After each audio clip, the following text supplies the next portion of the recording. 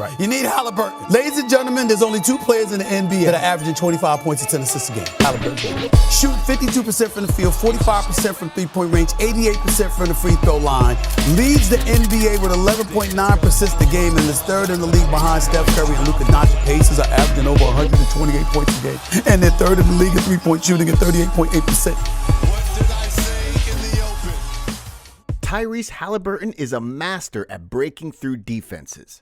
With his 6'5" frame, he zooms toward the basket or cleverly draws defenders in, only to whip out an assist. His stats are off the charts, leading the NBA with an incredible 12.1 assists per game.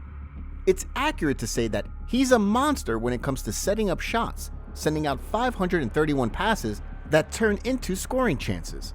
And in the league of top passers, his 98% completion rate is nearly unbeatable.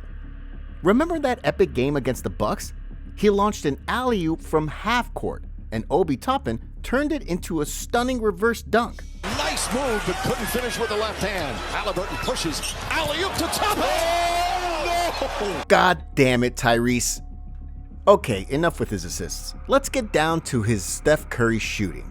I want to yell this part because in just one freaking year, from November 2022 to November 2023, Haliburton's scoring skyrocketed from scoring 17.8 points per game to 25.7 per game.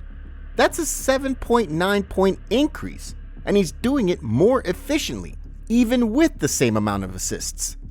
Haliburton's nailing 4 3-pointers per game, ranking 5th in the NBA, with a career-high 44.1% accuracy from beyond the arc. And most of these shots, he creates them himself. Only about 1/3 of his 3-pointers come from assists. That means he's doing the heavy lifting. This season, Haliburton is leading NBA guards with a true shooting percentage of 67.4%, just edging out Stephen Curry. And he's not playing it safe either, averaging a solid 26.9 points per game, ranking 13th in the NBA. So as we can see it now, Haliburton is the heart of the Pacers' offense, blending his passing wizardry with exceptional scoring ability. He's a hot contender in the most improved player market, with odds at plus 400. Come on, think about this. He's now hitting an average of around 26.9 points and 12 assists, right? But be ready for this. Over the last few weeks, Haliburton's averages have soared to 32 points and 13 assists. How crazy is that? Furthermore, he was already great from the 3-point line at 40% last season. But this season, oh god, he's on fire with a frickin' 44.1%, which is not just a personal best. It's tied with Luka Doncic for the most pull-up 3-point attempts and makes in the league. His true shooting percentage is a sky-high 67.4%. The best ever for someone averaging over 20 plus points and 10 plus assists per game. Even Magic Johnson's true shooting percentage, 62%, in the 1988-1989 season, doesn't match up. And the craziest thing about Haliburton is he's not just about scoring and assisting. His play is clean and sharp with hardly any turnovers. Think about this. Only 15 players in NBA history have scored 25 points, assisted on 15 or more scores, and had 0 turnovers in a game. But Haliburton made history in their game against the 76ers with 32 assists over 2 games and 0 turnovers, setting a new NBA record. This level of play is as rare as Shaq making his free throws, because only John Lucas in 1977-78 and Kevin Porter in 78-79 have had similar stats in their first 20 games. And just to make it even clearer, he dished out 217 assists with just 40 turnovers this season. That's a 5.42 assist to turnover ratio, ranking 4th in the league. This means that for every turnover, he's dishing out 6 assists. And thanks to his quick play, 4 Pacers are now in the top 10 for individual pace. And here's the thing, Haliburton's doing all this with a usage rate of just 24, lower than players like Jonathan Kuminga, Jaden Hardy, and Jordan Clarkson. Moreover, last season, the Pacers were way down at 21st in offensive rating. But now they're number 1 in the NBA, leaping up from 116.3 points per game to averaging 128.4 points per game. The Pacers follow Haliburton's lead, winning big when he dishes out more than 12 assists. They've got a plus 44 score with him on the court in games where he scores over 30 points. With Haliburton playing, the Pacers boast an offensive rating of 127.6. But when he sits out, that number drops to 114.5. There's a 6.1% boost in the team's true shooting percentage with him on the floor. Plus, their 3-point percentage skyrockets over 40% because Haliburton can score from anywhere and create chances for his teammates. The Pacers play fast because that's Haliburton's style. He's a wizard in open play, keeping track of his teammates and the game's flow. In the half court, he's quick and smart, getting the offense rolling. His blend of scoring, passing, and pace setting makes him nearly impossible to guard. When teams double up on him, he just finds his teammates for successful plays. His impact is undeniable. Haliburton still makes the shots or sets up others even when opponents press hard or send multiple defenders. His shot creation is simply out of this world, and that's why the Pacers are leading the league in pace. So far, out of the 37 players averaging more than 20 points this season, only 2, including Haliburton, are also averaging over 10 assists, where he's outscoring and out-assisting Atlanta star Trae Young. And when it comes to the whole piece of Indiana Pacers, no team in the league's history has ever averaged over 120 points per 100 possessions for an entire regular season. But the Pacers did it. Their strategy is so unique.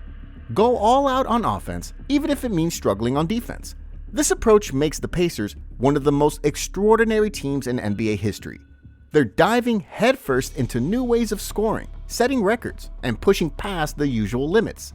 Well, the Pacers' efficiency gap between how they score and how they defend is staggering. They have a 14.2 point difference, the second largest ever seen in the NBA.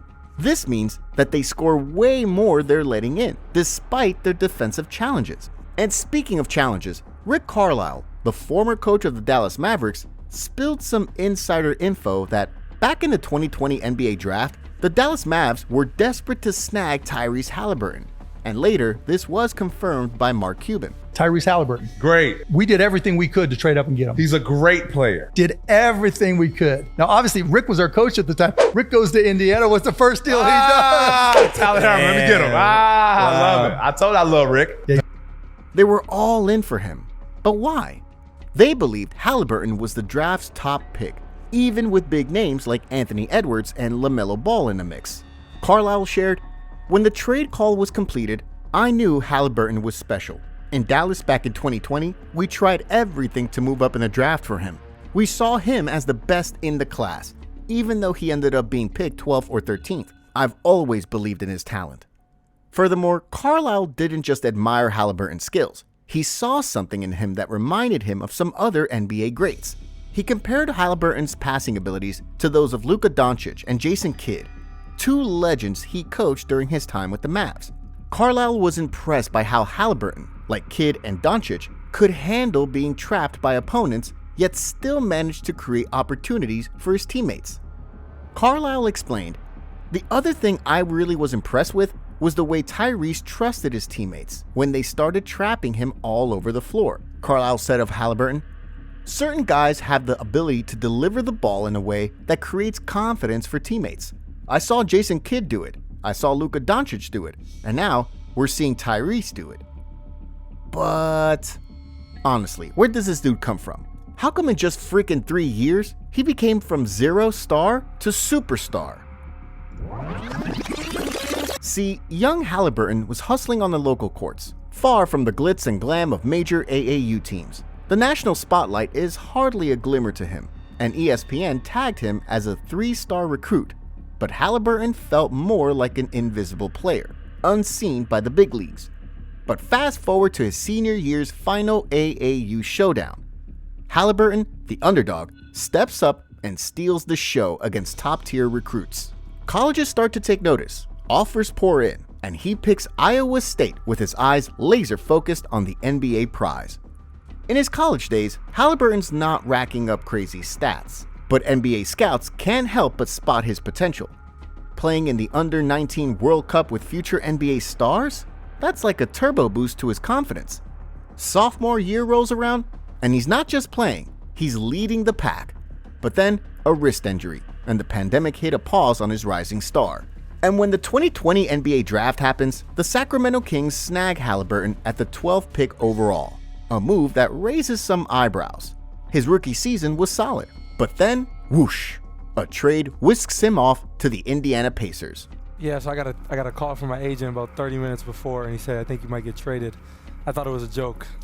Haliburton doesn't miss a beat. He dives in, vowing to give his all to the team.